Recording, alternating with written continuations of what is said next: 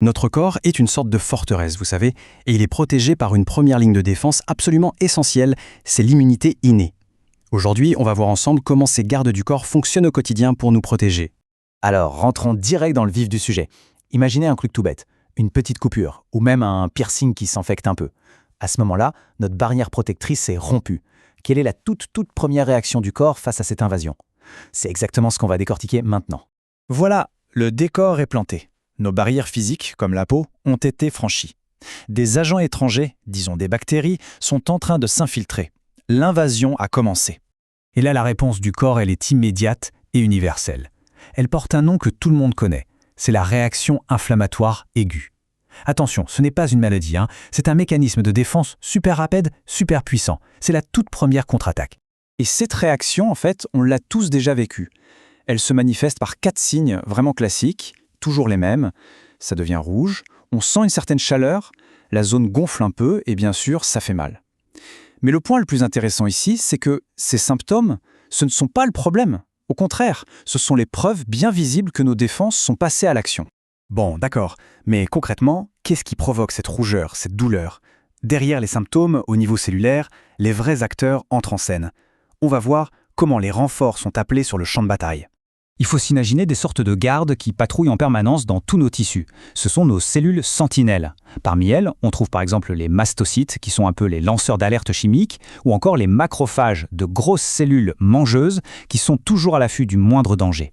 Tout ce processus, il se déroule en 3 grandes phases. C'est très logique. D'abord, le déclenchement. Les sentinelles repèrent l'intrus et sonnent l'alarme avec des signaux chimiques. Ensuite vient la phase vasculaire. Les autoroutes de notre corps, nos vaisseaux sanguins, s'élargissent pour laisser passer les troupes. Et enfin, la phase effectrice. C'est l'arrivée en masse de l'armée des leucocytes pour le combat. Faisons un petit zoom sur cette phase vasculaire. Les fameuses alarmes chimiques comme l'histamine vont ordonner aux vaisseaux sanguins de se dilater. C'est ce qu'on appelle la vasodilatation. Le flux de sang augmente d'un coup, ce qui explique très bien la rougeur et la chaleur qu'on ressent. En fait, c'est littéralement le signe que la cavalerie arrive. Ok, les vaisseaux sont plus larges, mais comment les troupes font-elles pour sortir et atteindre la zone infectée? Eh bien par un processus assez fascinant qu'on appelle la diapédèse. Les leucocytes vont s'aplatir et se faufiler littéralement à travers les parois des petits vaisseaux sanguins pour rejoindre le champ de bataille. Ça y est, les troupes sont sur place. L'heure du combat décisif a sonné. L'objectif maintenant, c'est de neutraliser et d'éliminer pour de bon les microbes qui ont envahi le territoire.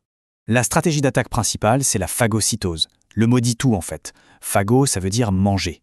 C'est une véritable opération de nettoyage et de combat au corps à corps où nos cellules immunitaires vont carrément dévorer les envahisseurs. Et ce n'est pas juste manger, c'est une opération en 4 étapes bien précises. D'abord l'adhérence, il faut reconnaître l'ennemi et s'y coller.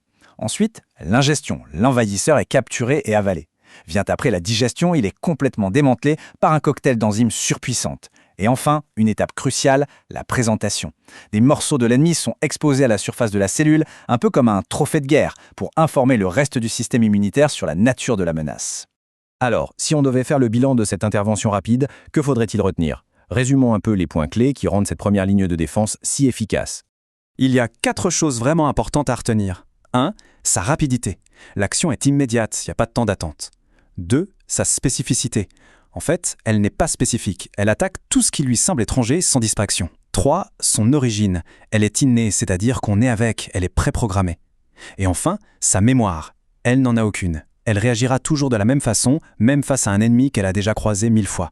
Cette citation résume parfaitement son rôle fondamental. C'est vraiment le service des urgences de notre corps.